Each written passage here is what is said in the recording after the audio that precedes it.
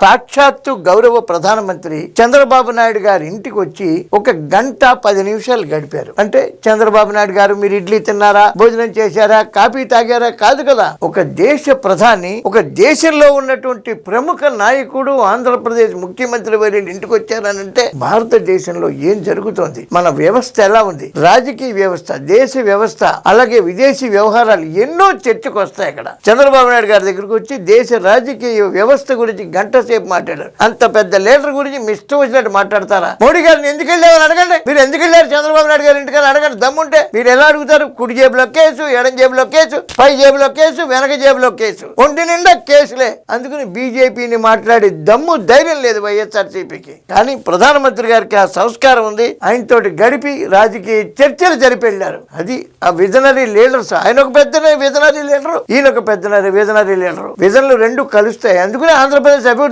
జరుగుతోంది. ఇవాళ తెలుసుకోండి వైసీపీ వాళ్ళు.